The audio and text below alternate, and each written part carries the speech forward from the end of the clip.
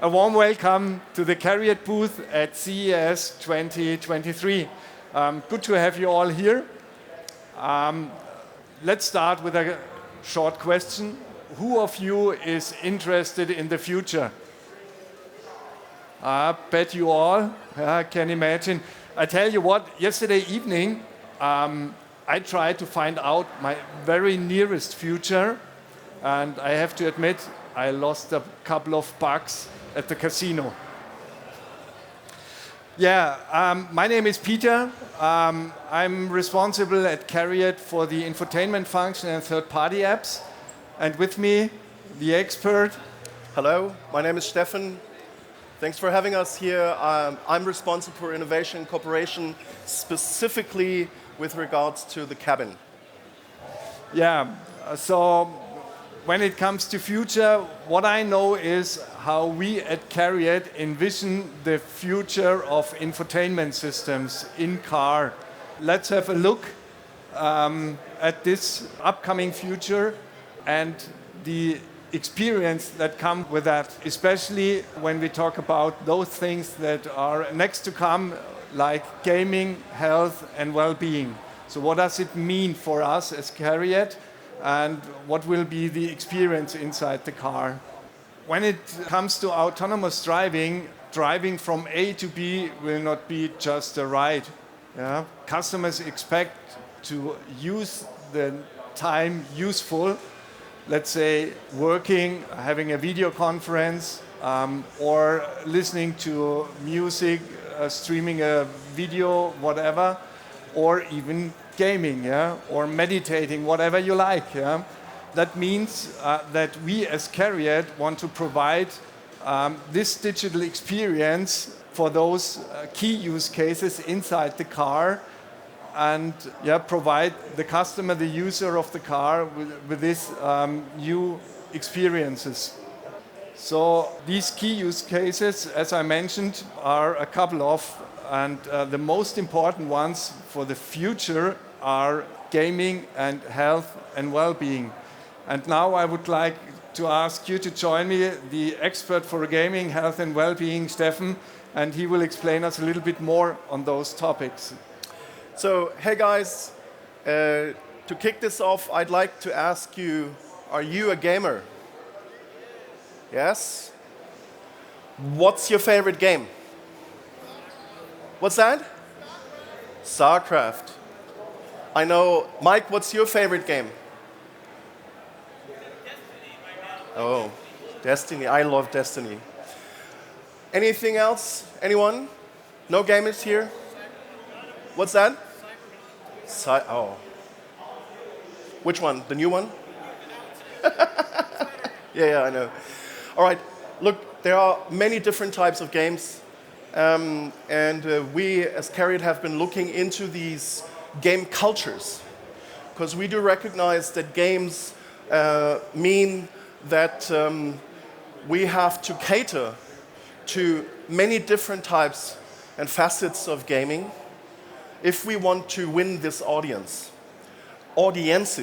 because you can game by yourself, you probably play with your partner, you go to big events, you make game competitively. So there's many different ways of how you spend time with hopefully quality entertainment. That drives us. We see that games have culture, and we want to embrace those cultures. Now, you might wonder, so that sounds okay, cool, but what's the link between Volkswagen and CARIAD, our brands, and games? Well, maybe something obvious that you might have not known before today. The most used car in video games is a Volkswagen Beetle. We have been doing demography with Newzoo, and we've been asking, how is it that the consumption changes of content, of media?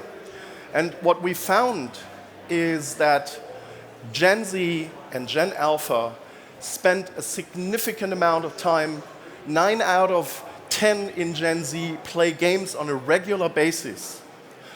Amongst other topics is also the sustainability topic that drives those generations. And what's going to change, the big shift here is that the people who have been passengers, my kids, soon are going to be the owners and the users of vehicles. If that is so, then we need to address that. This is the new audience that we'll see. How are we addressing this? Well, within the Volkswagen Group, we as CARIAD cater to the brands Audi, Porsche, VW, Skoda, Seat, and we already have games in the market in series. In China, with Audi and Porsche, we have little games, very casual. They're based on Android. And customers love them. In China itself, playing games is not just like a nonsense activity. People spend time in the car, using the car as a transient space to spend the time well. So what else do we have? Here's a little reveal. We're going to bring games to the augmented reality head-up display in Audis very soon, when you're parked. So expect this to happen very soon. Something that we're very proud of, which has a legacy here at CES, because holoride won Best Innovation at CES a few years ago, is that we have very recently brought holoride into series production in Audi models, most Audi models. We've started in Germany, and we're going to move to the US market and other markets. Holoride is a spin-out out of Audi. So former colleagues of ours, we've been working with them extensively, and what they're doing is they're bringing the metaverse to the in-cabin experience. And what that means, because I could talk a lot about this, right? But show, don't tell, is this. So when you buy a holoride kit, you get an HTC Vive, VR glasses, goggles, and you wear them as a passenger, not a driver. And with autonomous driving, we can very surely expect that people might even wear those goggles or something else that we'll see in the future as drivers. But the passengers, they can experience interactive experiences, games, educational content, where what they see that's rendered into the goggles is synced to the ride, to the accelerating, the braking, to the movement of the steering wheel, bound to location. So we're really happy, and we would like to invite you, if you're interested. We've brought a few vehicles here that are holoride ready. They're stationed at the Waldorf Astoria, and come see us if you want to try out. There's only a very few slots left, okay? So that is something we think is extremely cool. Imagine you ride a dragon, but you sit in the car, and you can interact with the environment. It's quite magical. Now, I'd like to talk a little bit about technicalities. How did we do this? So in holoride, you wear a headset, and this headset is connected via Bluetooth with the vehicle. We're using the GPS module, and we're also using other data that we sort of transport into holoride. So holoride basically produces and it can be even parametric, right? Scenes that you enter into, and it feels a little bit like an entertainment ride, like a roller coaster ride, if you wish, but it's in the car, and it's really fun and highly engaging. So we call this, or holoride calls this, the motoverse, right? This is one way of looking at the metaverse, which is something that we do consider. So here are a few examples looking into the future of how we estimate and assess gaming as a cultural phenomenon. And there are different situations, as you all know, in vehicles, when parked, when driving. And for many different situations, there are a few that we've picked here that we'd like for you to digest and like to talk a little about this. So the Motoverse is one way of how we are approaching the metaverse situation. We don't think that everyone will wear VR goggles. To me, the metaverse is all about gamefulness. The metaverse bases on game technology, on game thinking, on game artifacts, on content creation, on social interaction, and on transactions, on financial transactions that are happening. This is basically what happens to the web in the next iteration. There might be interesting new tech, AR, VR, mixed reality. It really doesn't matter. It's a form of spatialization, right? And very social and financially, hopefully viable for all of us. So we're looking into this. BYOD, bring your own device. People, have handheld consoles. They have phones, they have tablets, so also something that we find extremely interesting. Location-based games. Location is our core business. Going from A to B entails that you have stopovers, that there's something fleeting by, and of course we're looking into this. Voice-based games. Voice is the primary mode of interaction. So voice-based games are extremely interesting. We do notice there's a lot of movement in the audio and the interactive audio market, not just podcasts, but we will see interactive audio that you navigate with the voice and you play a game, or you do a quiz, or you find out something. So very interesting. Gaming with peripherals. By this we mean not just the AC or the ambient light that we could make part of the gaming experience, but really, how is it that we can offer our customers a way of extending what they're doing currently and use the cabin as an extra space, as a transient space to create new experiences. Streaming games, we think they're a beautiful opportunity to tap into content that's well loved and to bring that also to the cabin experience. Last but not least, and this is the low-hanging fruit if you wish, we're going to bring casual games and hyper-casual games to the vehicles very soon, this year. And not just one game. We are looking for partners. Come if you've got quality content and if you're really interested to produce unique experiences that you can only have when you are in the cabin and you're on the move.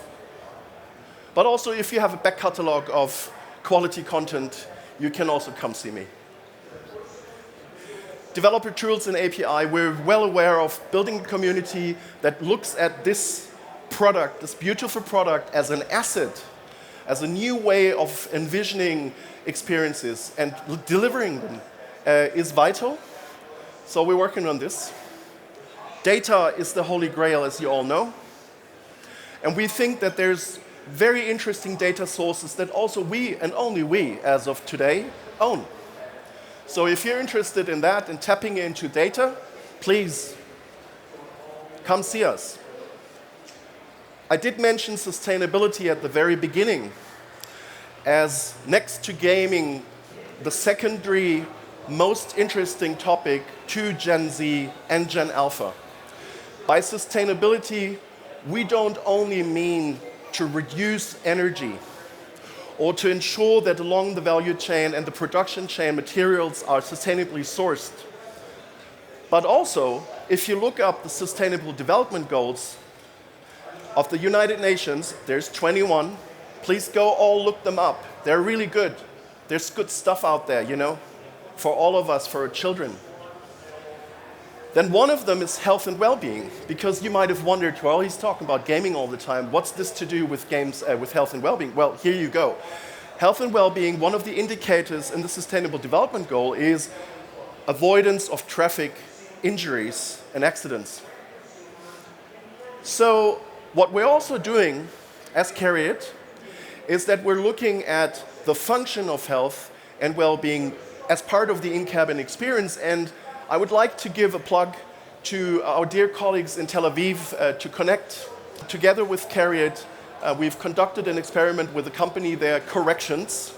And Corrections are really good at measuring the tiniest of movements and delineating what they might tell us about you. It kind of sounds scary, but also kind of cool. What does that mean? So Corrections, together with Connect and with our backing, conducted an experiment where we asked people to just get drunk. Don't drink and drive, my friends. But why is this relevant? This is relevant because in the future, we will see so-called driver monitoring systems implemented into our vehicles, not just our vehicles, all of them. There's regulation underway in the EU, in the US, and in China to measure fatigue, inattention, etc., and intoxication. So if you're intoxicated, and sorry, if you're in Las Vegas and you're intoxicated, which is probably something that's binary, then you can't drive, and we won't let you drive. So Connect worked with Corrections, and Corrections can measure, by the way you're steering, whether you're intoxicated or not. That makes sense? But not just like this kind of steering, tiny steering. So that brings us to the conclusion of this talk. Yeah. And I'd like to hand over to Peter. Yeah, thank you very much, Steffen. Very impressive glimpse of the future. And yeah, I think it's fun. Yeah? Looking forward to see all the games you're envisioning inside the car.